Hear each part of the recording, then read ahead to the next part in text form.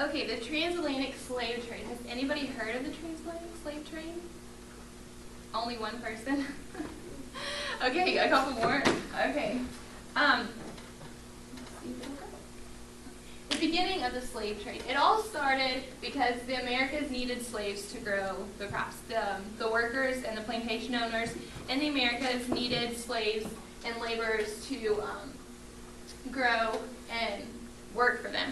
So they thought the Africans would work for them, so they started this trade route, and the Europeans would go to Africa. They trade in the guns, cloth, rum, whatever the Africans wanted, they would trade in exchange for the slaves, and then they would take them over to the Americas and drop the slaves off and get the raw materials like cotton and wheat and food and bring back to Britain to be manufactured into goods for everyone else.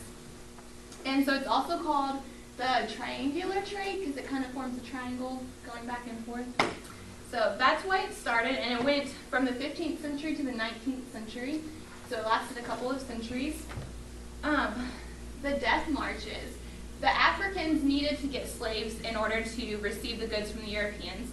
So they kidnapped their slaves, they started wars and had captives and brought them to these forts. But the slaves had to walk to the forts to be shipped out.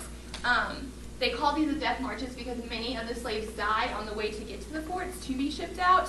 They would have to walk thousands of miles, and they didn't have any food or water. Sometimes they would be chained up as they were walking, and if you died, they would just throw you alongside the road and keep going. Once they got to the forts, they held them in underground dungeons, and until a ship came to be shipped over to the Americas, they would be held in cages, sometimes up to a year, waiting on ships to come back. The Middle Passage. This is the leg of the trip that they call from Africa to the Americas because it was the middle length of the journey, so they call this the Middle Passage. The conditions on board of the ships.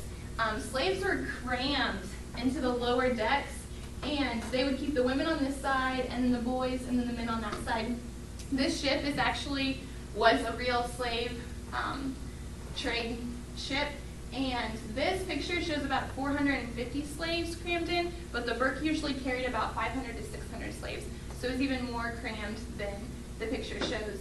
They would lay in between people's legs, so they were laying in their urine, they were laying in their feces and their blood, and that's how disease was so rampant because their conditions were so unsanitary.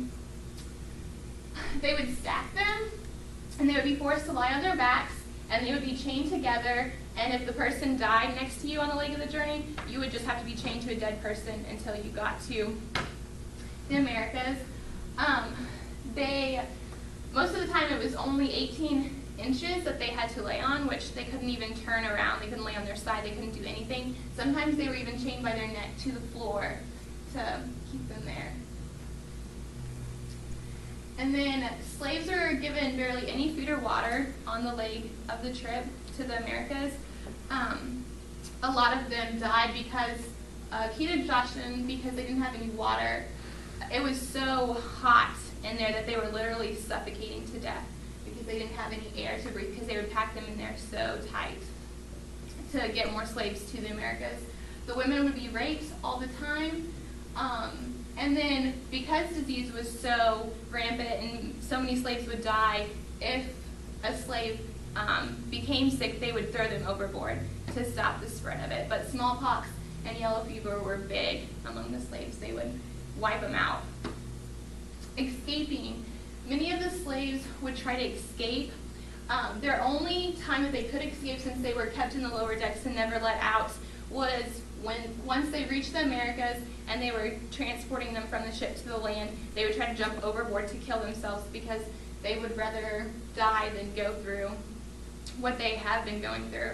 And so many of them tried to jump to escape. Many of them refused to eat the food that they were given. I mean, they weren't given very much food at all, but what they were given, most of them refused to eat it so that they would starve to death. The end of the slave trade. It all ended because there was anti-slavery movements in Britain, and so the British government passed a law outlawing the slave trade to continue, so it stopped the slave trade. And the following year, the United States outlawed the importation of slaves inside the state boundaries. It did not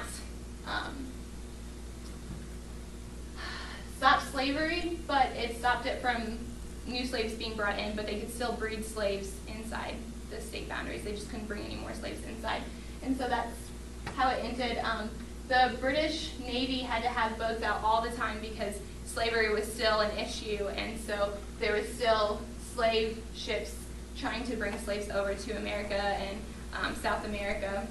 And so once they caught them, they would just ship them back to Africa.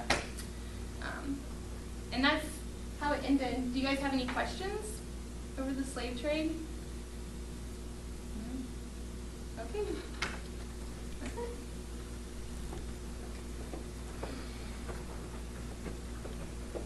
Mine wasn't as long as Shanice.